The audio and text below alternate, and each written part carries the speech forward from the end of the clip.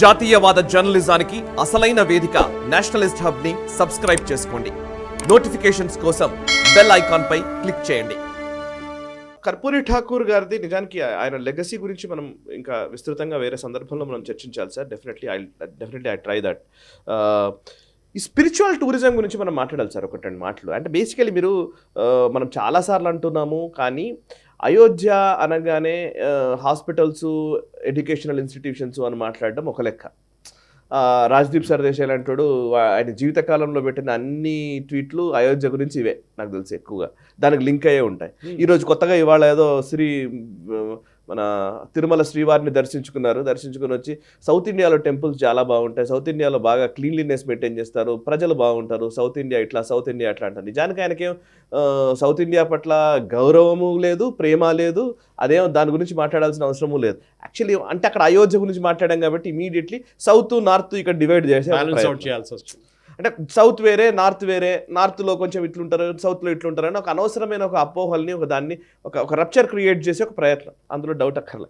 But point ఏంటంటే ఈ spiritual tourism అనేది ఈ మధ్యకాలంలో విపరీతంగా పెరుగుతుంది. అఫ్కోర్స్ టూరిజం అనే కంటే కూడా యాత్రికులు మనం చాలా సంవత్సరాల నుంచి నాకు ఉజ్జయిని మహాకాళేశ్వరుడి అది దాన్ని లాంచ్ చేసేటప్పుడు మోదీ గారి స్పీచ్ చాలా అద్భుతంగా ఉంటుంది. వారు చెప్తూ అంటారు, యాత్ర అనేది కొన్ని వందల వేల సంవత్సరాల నుంచి మన దగ్గర ఉంది.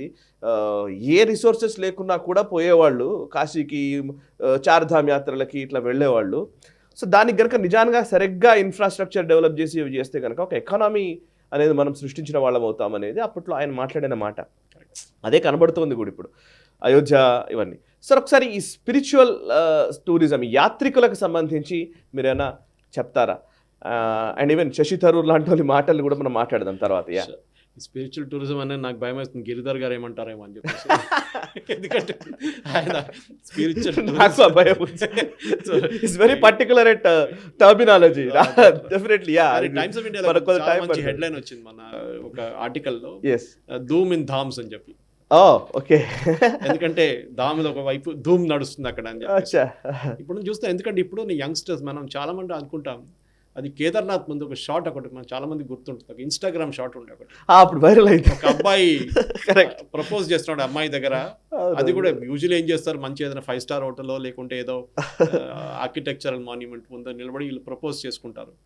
కానీ ఫస్ట్ టైం ఒక కేదార్నాథ్ ముందు నిలబడి ఒక అబ్బాయి ప్రపోజ్ చేసుకున్నారు. అది పెద్ద కాంట్రవర్సీ అయిన తర్వాత దాన్ని బ్యాన్ చేసి పడేశారు. కానీ I think Kedarnath should encourage more of that. అక్కడ అబ్సీనిటీ చేయకుండా it should be very very spiritual oriented connecting.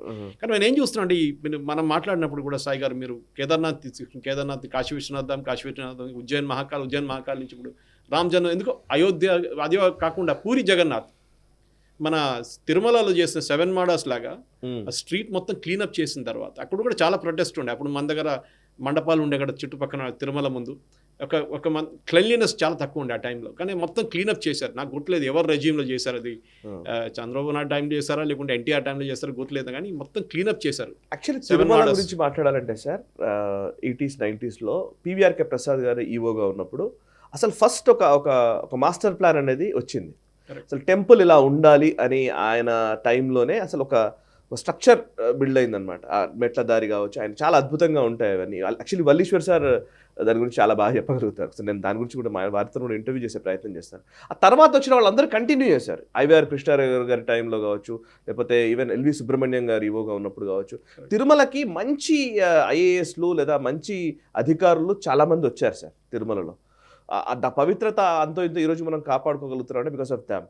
But political interventions తోటి అన్యమతస్తుల లాబీ కూడా పెరిగింది. కరెక్ట్, ఈవెన్ కమర్షియల్ కూడా. ఎందుకంటే దేవుడు చంద్రబాబు నాయుడు గారి పీరియడ్ లో కూడా అప్పుడు బాగా జరిగింది. ఆ టైం దేవుడిని చూడాలంటే విఐపీలకి స్పెషల్ దర్శనం అనగానే అది ఒక దేవుడు ముందే మన ఒక we are creating 2 sets of people, normal people, విఐపీలు, మళ్ళీ డబ్బులు ఇచ్చేటోళ్ళతో సపరేట్.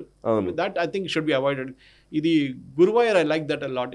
గురువాయూర్ కూడా మొదలైంది అనుకోండి. ఇప్పుడు ఒక గీ సేవ అని చెప్పి స్టార్ట్ చేశారు. 1000 రూపాయలు ఇచ్చేస్తే మీకు విఐపీ డైరెక్షన్, మీరు డైరెక్ట్ వెళ్ళిపోవచ్చు మెయిన్ గర్భగృహకి. కానీ ఇప్పుడు మనం చూస్తే ఈ ధూమ్ ఇన్ ధామ్స్ అనగానే that is a very good concept. ఎందుకంటే ఇప్పుడున్న జనరేషన్ చాలామంది నేను మాట్లాడుతున్నప్పుడు కూడా ఆ ఆర్టికల్లో కూడా ఉండే యాక్చువల్లీ ఇప్పుడున్న యంగ్స్టర్స్ ఏం చేస్తారు, ఏదో గోవాకి వెళ్ళడము, అక్కడ వెళ్ళడము, ఇక్కడ వెళ్ళడం కాకుండా వాళ్ళు they want go to a place where మనందరు కూర్చొని మాట్లాడుకోవచ్చు. ఇది గుడికి వెళ్ళిన తర్వాత మనం అన్ని పూజలు గీజలు అంతా అయిపోయిన తర్వాత సాయంత్రం వచ్చి ఏం చేస్తారు, యూజువలీ ఒక బాన్ ఫైర్ పెట్టుకుంటారు, అందరు విస్కీ బాటిల్ తీసుకొని బియర్ బాటిల్ తీసుకొని కూర్చుంటారు. ఇదే కదా జరిగేది నార్మల్ మన గోవా కానివ్వండి, ఎక్కడైనా నార్త్కి వెళ్ళినా కానీ, మిగతా ప్లేస్కి వెళ్ళినప్పుడు టూరిజం అంటే. కానీ ఇప్పుడు ఏం చూస్తున్నాం, ఇప్పుడు మనం ఈ రీసెంట్లీ వచ్చిన గ్రాఫ్ కూడా నేను చూస్తున్నాను. మేక్ మై ట్రిప్ వాళ్ళు ఒక క్లాసిఫికేషన్ చేశారు 2021 వర్సెస్ 2023 చేంజ్ ఏంటని చెప్పేసి. ఎక్కడికి వాళ్ళ మ్యాక్సిమం ట్రాఫిక్, ఎందుకు మేక్ మై ట్రిప్ కానీ, ఈజ్ మై ట్రిప్ కానీ, ఇట్లాంటి booking.com ఇట్లాంటి సైట్సే కాదు వాళ్ళు ట్రాక్ చేసేది. వాళ్ళు ఎన్ని బుకింగ్లు వస్తున్నాయి, ఎంతమంది ట్రావెల్ చేస్తున్నారు, ఎంతమంది ఫ్లైట్లు తీసుకుంటారు. వాళ్ళు కంపేర్ చేసిన డేటా ప్రకారం ఇండియాస్ నంబర్ 1 డెస్టినేషన్ ఆబ్వియస్లీ ఇప్పుడు అయోధ్య అయిపోయింది. కానీ దీనికన్నా ముందు కూడా అయోధ్యలో చాలా మటుకు పాపులారిటీ ఉండే, ఎందుకంటే కడుతున్నారు కదా గుడి, చూడడానికి చాలామంది అప్పుడు కూడా వెళ్ళారు. లాస్ట్ 2 years నుంచి వెళ్తారు. నెక్స్ట్ ఉజ్జయిన్ మహాకాల్, ఆలోచించండి.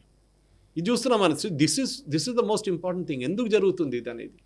This is where I think our country is going. Sai గారు, Badrinath 3rd, Amarnath 4th, Kedarnath 5th, Mathura 6th, Dwarikesh 7th, Shirdi 8th, Haridwar 9th, Bodh Gaya 10th.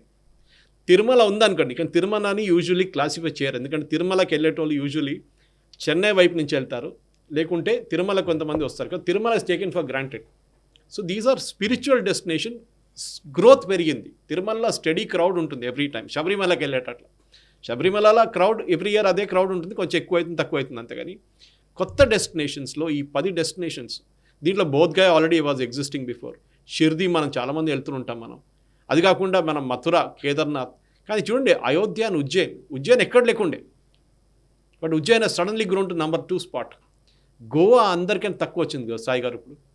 అంటే ఇప్పుడులే యంగ్స్టర్స్ కూడా వాళ్ళు ఏం చూస్తున్నారంటే, మేము ఒక ప్లేస్కి వెళ్ళడానికి, Hampi for example, Hampi correct, హంపికి వెళ్ళడం నాకు చాలా బాధ అనిపిస్తుంది. ఎందుకంటే ఇక్కడ ఒక గుడి ఉండే, ఇక్కడ ఒక ప్యాలెస్ చాలా ధ్వంసం అయిపోయినాయి. సరే దాన్ని రిస్టోర్ చేయొచ్చా? రామ్ టెంపుల్ లాగా చేయకూడదు, ఎందుకంటే విరూపాక్ష టెంపుల్ అది ఉంది, అక్కడ గుడి ఉంది మనకి పూజ చేయడానికి. కానీ హంపి రిస్టోర్ చేస్తే దాని ఒరిజినాలిటీ వెళ్ళిపోతుంది. కానీ it is a reminder for Indians. వీళ్ళందరూ అంటుంటారు కదా, బాబర్ ఏం చేయలేదు, షాజహాన్ ఏం చేయలేదు, ఔరంగజేబ్ ఏం చేయలేదు అని. హంపి వెళ్ళి చూడరా అని చెప్పాలి. ఏం చేశారు వీళ్ళు అంటే, వాళ్ళు చేశారని చెప్పట్లేదు, కానీ వాళ్ళ కింగ్డమ్ తర్వాత వచ్చిన వాళ్ళు కూడా చేశారు ఇట్లాంటి పనులు. So that is where even Thomas Cook వాళ్ళు చెప్తున్నారు ఇప్పుడు, they are seeing a massive shift in millennials and general Z అంటాం మనం. ఈ యంగ్ క్రౌడ్కి 25% ఇంక్రీజ్ అంట కంపేర్ టు 2019. అది కాకుండా అందరికీ 5 star కాదు కదా సాయి గారు, అందరికి గుడికి వెళ్ళడం లేదు. ఫర్ ఎగ్జాంపుల్ కేరళకి వెళ్తారు, కలరిపైట్ నేర్చుకోవడానికి కొంతమంది వెళ్తారు. మన స్ట్రింగ్ వినోద్ ఫస్ట్ అక్కడే స్టార్ట్ చేశారు, కలరిపైట్ నేర్చుకోవడానికి వెళ్ళారు. So he talks passionately about it even now. అది కాకుండా ఈ గంగా నుంచి ఎక్స్పీరియన్స్, గంగాలో బోటింగ్ చేయడం. అది కాకుండా మనం ఈ ఫుడ్ ట్రయల్స్, చాలా మటుకు ఫుడ్ ట్రయల్స్ నడుస్తుంది, ట్రైల్ క్రియేట్ చేస్తున్నారు ఫుడ్ది. తమిళనాడు నుంచి కేరళ, మీరు మహారాష్ట్ర నుంచి కర్ణాటక, కోంకన్ రూట్ ఒకటి, ఇంకో చాలా బ్యూటిఫుల్ స్పాట్స్ కోంకన్. అది గోకర్ణ నుంచి మీకు మంగళాపురం దాకా, కన్యాకుమారి దాకా మీరు వెళ్ళొచ్చు. Entire route is linked, Murudeshwar కానివ్వండి, మిగతా అన్నీ. ఇట్లాంటి శృంగేరి పక్కన ఉంది.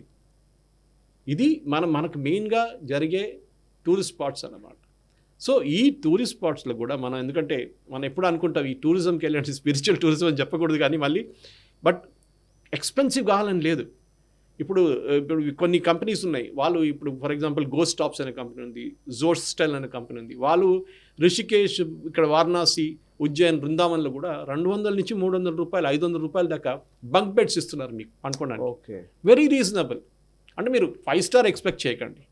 అదే, సో మీకు అంత పెద్ద ఖర్చు. ఇప్పుడు ఇవాళ నాకు ఇప్పుడెప్పుడే ఫోన్ చేసి చెప్పారు, ఏదో ఎవరో తీసుకెళ్తున్నా అంటే అయోధ్యకి 1900 రూపీస్ కట్టేస్తే వెళ్ళి తీసుకొస్తున్నారంటే నేను చెప్పాను, నాకు తెలియదు, ఇది కొత్త న్యూస్ నాకు.